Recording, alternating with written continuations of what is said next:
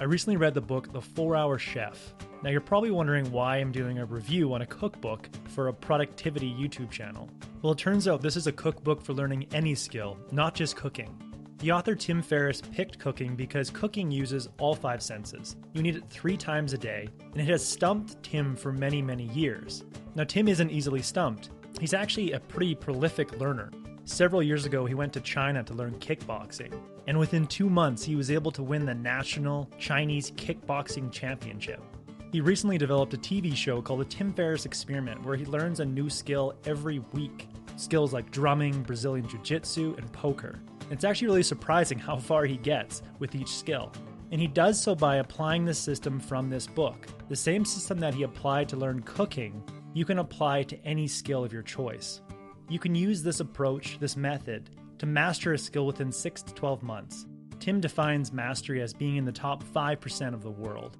This means you could learn a new skill that would ensure a promotion at your job, or you could learn a skill that would differentiate you from other entrepreneurs in a particular niche you're working in.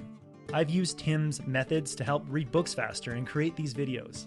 What I found after reading Tim's book and applying his principles for many months is that how you initiate the skill development process will largely determine how well and how fast you advance with that skill. When you start learning a task, every minute counts. You don't want to be wasting your time or effort on low return activities. You need to start the process by gathering an inventory of components and sub-skills that you'll need to know to master the skill. Then you need to assess that list and find the things that you can use right away, give you results, and provide you with a feeling of competency. For example, when you're tackling a language, it doesn't make sense to just start off learning just any list of words. It makes sense to start off with the highest frequency words, the words that are used most often during conversation. So look at the English language. It has over 1 million words. If you're not selective with where you're starting, you could be wasting a lot of time. But if you are selective, you could find the 100 words that are used more than half the time during conversation. Over the years, Tim has found that learning a few auxiliary verbs when learning a language, the verbs to be, to have, to go, and to do, in different tenses, can allow you to express almost any idea in that language. By focusing on the high-frequency items that give you early access to feelings of competency, you are more likely to have the confidence to go out and actually use the skill.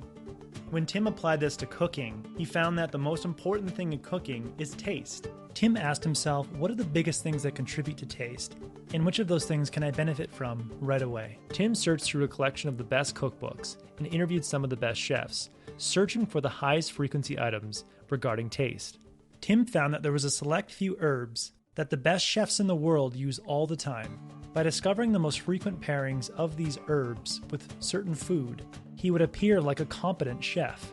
He could reap the rewards of cooking with very little time spent cooking, thus reinforcing his desire to continue to learn and master cooking.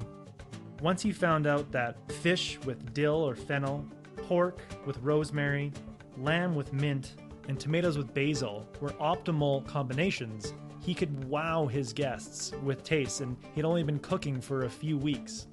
The best way to discover these high-value, early return activities is to search out the best resources on the subject. Try to find expert resources that seem to contradict one another, a conventional method and an unconventional method, and find the highest frequency items that can give you the most return for your initial time.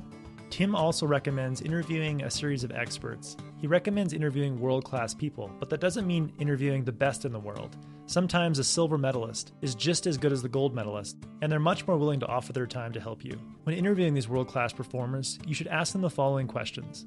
If I needed to perform at this skill at a high level, and had only 20% of the time that you consider ideal, what would you have me work on?